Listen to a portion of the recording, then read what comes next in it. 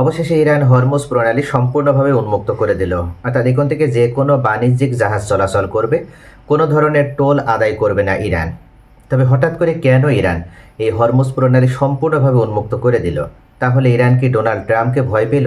Iran মূলত Hormuz প্রণালী খুলে দিলেও ডোনাল্ড ট্রাম্পের অবরোধ থাকছেই।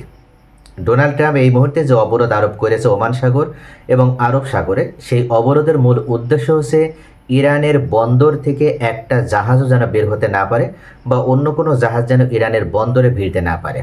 কিন্তু আসলে এই অবরোধ কি সত্যিকার অর্থে কার্যকর রয়েছে, নাকি এটা আন্তর্জাতিকভাবে লোক দেখানো যে আমরা ইরানের উপরে ব্লকেট করে রেখেছি এবং আমরা এখনও ক্ষমতাশালী, আমরা এখনও সুপার পাওয়ার? গতকালকের একটা নিউজ, সেখানে ইরান সরাসরি জানিয়ে দিয়েছে অ্যালিসিয়া এবং ইরানের আরও একটি জাহাজ, যে দুইটা জাহাজ এখন পর্যন্ত 47 বছরের দীর্ঘ অবরোধ আরোপের মধ্যেও এই দুইটা জাহাজে করেই ইরান মূলত তারা তেল রপ্তানি করে বিশ্বের বিভিন্ন দেশে। মূলত ইরানের সবথেকে বড় তেলের বাজার চীন, তারাই 90% তেল আমদানি করে ইরান থেকে। এই দুটি জাহাজ স্যাংশন দেওয়া রয়েছে, অ্যালিসিয়া জাহাজের উপরে স্যাংশন দেওয়া রয়েছে আমেরিকার পক্ষ থেকে, অথচ আমেরিকার ব্লকেটকে বৃদ্ধাঙ্গুলে দিয়ে, আমেরিকার ব্লকেটের ভিতর দিয়ে একেবারে বীর দর্পে ইরানের এই দুইটি জাহাজ তারা ঠিকই ইরানের বন্দর আব্বাসে গিয়েছে। তারা তেল নিচ্ছে, লোড করছে, তেল আনলোড করছে, সব কিছুই করছে। তাহলে এই ব্লকেটের মানে কি? আসলে মূলত আমেরিকা খুব ভালোভাবে জানে যে তাদের আর সুপার পাওয়ারগিরি কেউ মানছে না, কেউ সেটাকে প্রশ্রয় দিচ্ছে না। এমনকি তাদের দীর্ঘদিনের মিত্র ইউরোপিয়ান যে রাষ্ট্রগুলো, সেই ইউরোপীয় জোট 26টা রাষ্ট্র, 27টা রাষ্ট্রের ভিতরে তারাও সরাসরি আমেরিকার বিরুদ্ধে অবস্থান নিয়ে তারা ইরানের পক্ষে অবস্থান নিয়েছে। সব মিলিয়ে আমেরিকা একা হয়ে গিয়েছে। এমনকি ইসরায়েলের পক্ষেও আর কেউ নেই। ইতিমধ্যে আমরা দেখেছি যে লেবাননের যে যুদ্ধটা হচ্ছিল, সেই যুদ্ধটা 10 দিনের জন্য একটা অস্থায়ী যুদ্ধবিরতিতে কার্যকর রয়েছে। অর্থাৎ সব দিক থেকে আমেরিকা এবং ইসরায়েল তারা কোণঠাসা হয়ে পড়েছে, এবং যে কারণে এই মুহূর্তে ইরান দেখছে যে তারা এই যুদ্ধ আর নতুন করে দীর্ঘায়িত করতে চায় না।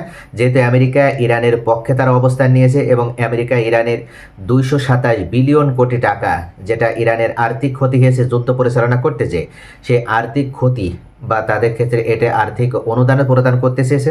অর্থাৎ সব মিলিয়ে ইরানের সাথে ইতোমধ্যে আমেরিকার একটা বৈঠক অলরেডি হয়ে গিয়েছে। পাকিস্তানে যুদ্ধবিরতির জন্য স্থায়ী পিস টকে যেটা আলোচনা হয়েছিল, সেখানে জেডি ভ্যান্স নেতৃত্ব দিয়েছিল আমেরিকার প্রতিনিধি দলের, এবং মোহাম্মদ বাঘের গালিবাব ইরানের স্পিকার, তিনি ইরানের প্রতিনিধি দলের নেতৃত্ব প্রদান করেছিলেন। কিন্তু দীর্ঘ 21 ঘন্টা একটানা আলোচনা হওয়ার পরেও সেই আলোচনা সম্পূর্ণ ভেস্তে যায়। এরপরে আমরা দেখতে পেরেছি পাকিস্তানের ফিল্ড মার্শাল জেনারেল আসিম মনির, তিনি ইরানে সফরে এসেছেন, কাতারে গিয়েছেন, সৌদি আরবে গিয়েছেন, এমনকি সংযুক্ত আরব আমিরাত তুরস্কেও গিয়েছেন। অর্থাৎ সব মিলে তিনি এই মুহূর্তে দৌড়ের উপরে রয়েছেন। ঠিক এই যে দৌড়াদৌড়ি, তিনি কি আসলে একা দৌড়াদৌড়ি করছে? না, তিনি একা দৌড়াদৌড়ি করছে না। মূলত তিনি যেখানেই যাচ্ছেন সেখানেই আমেরিকার প্রতিনিধি দল থাকছে, এমনকি ইরানের প্রতিনিধি দল থাকছে। তাদেরকে নিয়ে এই মুহূর্তে ইসলামাবাদে ফাইনালি যে পিস টকটা হবে, যে শান্তি আলোচনাটা হবে, সেটা হবে মূলত একটা লিখিত রেজুলেশন আকারে, যেন সেটা স্থায়ীভাবে একটা আন্তর্জাতিক স্বীকৃতি দেওয়া যায়।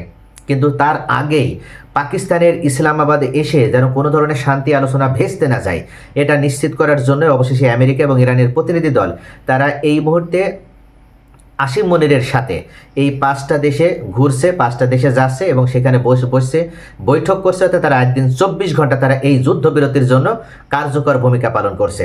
তাদের মূল উদ্দেশ্য হচ্ছে এই যুদ্ধ আর কোনোভাবে হতে দেওয়া যাবে না। কেননা পোল্যান্ডের একজন মন্ত্রী তিনি সরাসরি সংসদে দাঁড়িয়ে উল্লেখ করেছে যে এই যুদ্ধের মাধ্যমে গোটা পোল্যান্ড চরমভাবে ক্ষতিগ্রস্ত হয়েছে, গোটা ইউরোপ চরমভাবে ক্ষতিগ্রস্ত হচ্ছে।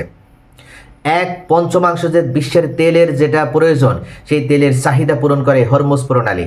আসলে এটা তো একটা অলিখিত হিসাব, গণনার হিসাবে যদি দেখা হয়, তাহলে অর্ধেকেরও বেশি তেলের চাহিদা পূরণ হয় শুধুমাত্র হরমুজ প্রণালী দিয়ে। কেননা এখান থেকেই ইরান, ইরাক, কুয়েত, সৌদি আরব, এমনকি ওমান, সংযুক্ত আরব আমিরাত, বাহরাইন, কাতার, সকলের তেল রপ্তানি হয়। আর গোটা বিশ্বে যে তেলের যোগান, সেই গোটা বিশ্বের তেলের যোগান আসে মূলত মধ্যপ্রাচ্যের এই রাষ্ট্রগুলো থেকে, আরব বিশ্বের এই রাষ্ট্রগুলো থেকে। অর্থাৎ সব মিলিয়ে ইউরোপ যখন বুঝতে পেরেছে, ইউরোপ যখন পেছনে চলে যাচ্ছে, আমেরিকার পাশে নেই, চীন যখন তাদের উত্থান ঘটাছে নীরব এক বিপ্লবের মাধ্যমে, নীরব এক যুদ্ধের মাধ্যমে, কোনো ধরনের রক্তপাতের যুদ্ধের মাধ্যমে চীন যেভাবে সকলের পাশে দাঁড়িয়েছে, চীন যেভাবে প্রমাণ করতে পেরেছে যে তারা এই মুহূর্তে সুপার পাওয়ার এবং আমেরিকার দিন ফুরিয়ে গিয়েছে, ঠিক তখনই মূলত আমেরিকা চেষ্টা চালিয়ে যাচ্ছে তাদের নতুন শক্তি আবার পুনরায় ফিরে পাওয়ার জন্য, তাদের সুপার পাওয়ারগিরি পুনরায় ফিরে পাওয়ার জন্য। কিন্তু আসলে কথায় আসে না যে ওই যে চোরাবালিতে আটকে পড়েছে, এখন যতই নড়বে আমেরিকা ততই চোরাবালির অতল গহরে হারিয়ে যাবে। অর্থাৎ এই মুহূর্তে আমেরিকা নতুন করে ফিরে আসার বা নতুন করে উত্থিত হওয়ার আর কোনো সুযোগ নেই। যদি আমেরিকা কার্যকরভাবে ব্লকেট দেওয়ার চেষ্টা করছে, ব্লকেট ধরে রাখার, কিন্তু বাস্তবতা হচ্ছে এই যুদ্ধবিরতি স্থায়ীভাবে আর যে কয়দিন সময় আছে, অর্থাৎ 21 তারিখ পর্যন্ত, যেহেতু আপনার অস্থায়ী যে 15 দিনের যুদ্ধবিরতি ঘোষণা করা হয়েছিল, এই 21 তারিখের ভিতরে যেহেতু সময়টা শেষ হওয়ার পূর্বেই একটা স্থায়ী যুদ্ধবিরতি কার্যকর করা যায়, এটার জন্য কিন্তু জেনারেল আসিম মনির তিনি রাত দিন 24 ঘন্টা দৌড়ের উপরে রয়েছেন। অর্থাৎ সব মিলিয়ে এই মুহূর্তে আমেরিকার সাথে ইরানের একটা গোপন শান্তিপূর্ণ আলোচনা হয়ে গিয়েছে এবং তার একটা কমিটমেন্টে এসেছে, এবং যার ভিত্তিতেই কিন্তু ইরান অবশেষে এই আপনার হরমুজ প্রণালী সম্পূর্ণভাবে অবরোধ প্রত্যাহার করে নিল। ইরান আগেই উল্লেখ করেছিল যে আমাদের উপরে যদি অন্যায়মূলকভাবে হামলা না করা হয়, ইরানে যদি অন্যায়মূলকভাবে কোনো ধরনের আক্রমণ না করা হয়, তাহলে ইরানের কোনো আপত্তি নেই, ইরান হরমুজ প্রণালী অবরোধ করবে না। কেননা ইরান কোনোভাবেই চায় না যে হরমুজ প্রণালী ব্যবহার করে বিশ্বের বিভিন্ন রাষ্ট্র তার অবাধে বাণিজ্য, তাদের ক্ষতি হোক বা তার অবাধে বাণিজ্য করার ক্ষেত্রে তাদের বিভিন্ন ধরনের সমস্যার সৃষ্টি হোক। ইরান এই জায়গা থেকে তারা ফিরে এসেছে এবং তারা হরমুজ প্রণালীর অবরোধ উঠিয়ে নিল এবং এখন অবাধে উন্মুক্তভাবে সকলেই হরমুজ প্রণালী থেকে তাদের যে তেলের প্রয়োজন তারা অবাধে বাণিজ্য করতে পারবে। কিন্তু মূল উদ্দেশ্য হচ্ছে, ইরান উল্লেখ করেছিল যে আগে আমাদের 10 দফা মেনে নিতে হবে। আমেরিকা তাদের সেই 10 দফা মেনে নিয়েছে এবং ইরান আরও নতুন করে 2টা শর্ত জুড়ে দিয়েছিল। বাঘের গালিবাব, এই সিংহ পুরুষ, ইরানের বর্তমান সাহসী পুরুষ, তিনি উল্লেখ করেছিলেন যে আমেরিকাকে স্থায়ীভাবে কথা দিতে হবে যে তাদের যেমন ইসরায়েল ফার্স্ট যে আপনার পররাষ্ট্রনীতি, যে ফরেন পলিসি, সেই ইসরায়েল ফার্স্ট, তাদের এই ফরেন পলিসি থেকে বের হয়ে আসতে হবে। তাদের ফরেন পলিসি হবে মানবতার কল্যাণে। তারা কেন ইসরায়েলকে প্রাধান্য দিয়ে তারা এই পলিসি অবলম্বন করে, এই জায়গা থেকে তাদের বের হয়ে আসতে হবে। যদি তারা এটা ধরে রাখতে পারে তাহলে আমেরিকার সাথে তারা পিস টকে বসবে এবং স্থায়ী যুদ্ধবিরতিতে যাবে।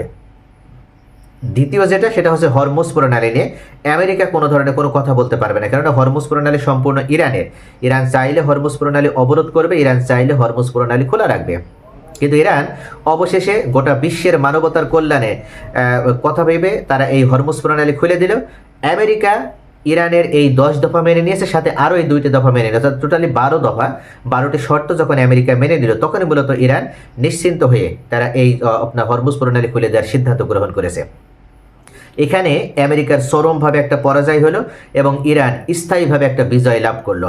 কিন্তু এই বিজয় লাভ করার পেছনে ইরানকে চরম ক্ষতি স্বীকার করতে হয়েছে। তাদের শীর্ষ ধর্মীয় নেতা আয়াতুল্লাহ আলী খামেনি থেকে শুরু করে এমন কোনো ব্যক্তি নেই, আলী লারিজানি থেকে শুরু করে সকলকে তারা হারিয়েছে। অসংখ্য পরমাণু বিজ্ঞানীকে হারিয়েছে, অসংখ্য সোনার টুকরো সন্তানকে তারা হারিয়েছে। এক একটা ট্যালেন্ট ছিল যারা ইরানের আজকের এই পর্যায়ে নিয়ে আসার ক্ষেত্রে সবথেকে বড় ভূমিকা পালন করেছে, তাদেরকে হারিয়েছে। এতগুলো জীবনের বিনিময়ে, এতগুলো ত্যাগের বিনিময়ে ইরান অবশেষে আমেরিকার মতন সুপার পাওয়ারকে নাকানি চুবানি খাইয়ে একেবারে মরুভূমির ভিতরে, বালির ভিতরে, বালুর স্তূপে, বালুর ঝড়ে তাদেরকে একেবারে নিশ্চিহ্ন করে দিতে সক্ষম হয়েছে। আর ইরানের এই সাহসী বিজয় অবশেষে গোটা বিশ্বের মানবতাবাদী দেশগুলোকে, এমনকি যারা মজলুম ছিল, তারা সকলের এক শক্তি এবং সাহস যোগাবে। এই মুহূর্তে ইরানের পক্ষ থেকে হরমুজ প্রণালী খুলে দেওয়ার পর স্বাগত জানিয়েছে ডোনাল্ড ট্রাম্প, এমনকি থ্যাংক ইউ জানিয়েছে। এছাড়া ব্রিটিশ প্রধানমন্ত্রী কিয়ার স্টারমারও জানিয়েছে যে হরমুজ প্রণালীতে নিরাপদে জাহাজ চলাচল নিশ্চিত করতে যুক্তরাজ্য ও ফ্রান্স একটা আন্তর্জাতিক মিশন নেতৃত্ব দেবে বলেও তারা উল্লেখ করেছে। স্টারমার বলেছে যে বিশ্ব নেতারা একজোট হয়ে এই বার্তায় দিচ্ছেন যে হরমুজ প্রণালী অবশ্যই কোনো ধরনের অতিরিক্ত শুল্ক বা বিধিনিষেধ ছাড়াই উন্মুক্ত রাখতে হবে। বৈশ্বিক অর্থনৈতিক ধাক্কা সামাল দিতে পরিবেশ অনুকূলে আসার সাথে সাথে বাণিজ্যিক জাহাজ চলাচল পুনরায় শুরু করার আহ্বানও তিনি জানান। নৌ চলাচলের স্বাধীনতা রক্ষার ঘোষণা দিয়ে ব্রিটিশ প্রধানমন্ত্রী বলেন, পরিস্থিতি অনুকূলে আসা মাত্রই ব্রিটেন ও ফ্রান্সের নেতৃত্বে একটি আন্তর্জাতিক মিশন শুরু হবে। এই মিশনটি হবে সম্পূর্ণ শান্তিপূর্ণ ও আত্মরক্ষামূলক। এমনকি তিনি একটা রূপরেখাও চূড়ান্ত করে উল্লেখ করেছেন যে ইতোমধ্যে 12টি দেশ এই মিশনে সামরিক সরঞ্জাম ও সম্পদ দিয়ে সহায়তা করতে সম্মত হয়েছে। অর্থাৎ এই মুহূর্তে যুক্তরাজ্য এবং ফ্রান্স তারা মূলত মধ্যপ্রাচ্যে যে রাষ্ট্রগুলো রয়েছে সেখানে ইরান যে 10টা শর্ত দিয়েছিল যে মধ্যপ্রাচ্যে আমেরিকার কোনো ঘাঁটি থাকবে না, কিন্তু যুক্তরাজ্য ফ্রান্স তারা আবার নতুন করে মধ্যপ্রাচ্যের এই আরব রাষ্ট্রগুলোকে নিরাপত্তা দেওয়ার নাম করে হরমুজ প্রণালী সম্পূর্ণভাবে উন্মুক্ত রাখার কৌশল হিসেবে বা উন্মুক্ত রাখতে তারা সেখানে সামরিকভাবে মিশন পরিচালনা করতে চাচ্ছে। মনে হচ্ছে বড় শয়তান পার হয়েছে, এখন আবার ছোট শয়তানরা নতুন করে আবার ইরানের বিরুদ্ধে লাগার চেষ্টা করছে। তো সত্যিকার অর্থে মধ্যপ্রাচ্যের একটা রাষ্ট্রকেও বিশ্বাস করা যায় না, এটা আরও একবার প্রমাণ হয়ে গেছে। সংযুক্ত আরব আমিরাত তারা উল্লেখ করেছে, এমনকি সংযুক্ত আরব আমিরাতের একজন প্রশাসক তিনি উল্লেখ করেছিলেন যে এই মুহূর্তে মধ্যপ্রাচ্যের সব থেকে ক্ষতিকর রাষ্ট্র, এমনকি আরব রাষ্ট্রের জন্য সব থেকে হুমকি হচ্ছে ইরান। ইসরায়েল বরং তাদের বন্ধু রাষ্ট্র। অর্থাৎ বোঝাই যাচ্ছে যে আমেরিকার সুপার পাওয়ারগিরি চলে গেলেও যতক্ষণ মধ্যপ্রাচ্যের এই আরব রাষ্ট্রগুলো শাসকদের সলিল সমাধি না ঘটছে বা তাদের মসনদ থেকে টেনে হিসড়ে যতক্ষণ পর্যন্ত নামানো না যাচ্ছে ততক্ষণ পর্যন্ত কিন্তু তারা একের পর এক ধরনের চক্রান্ত করতেই থাকবে এবং ইরানের বিরুদ্ধে ষড়যন্ত্র অব্যাহত রাখতেই থাকবে।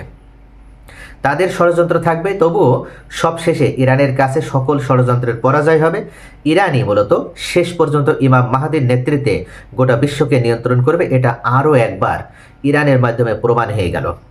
ইরান, চীন এবং রাশিয়ার এই যৌথ ত্রিশক্তির যে সুপার পাওয়ার বলয় তৈরি হয়েছে, সেখানে সকল শক্তির পতন ঘটবে।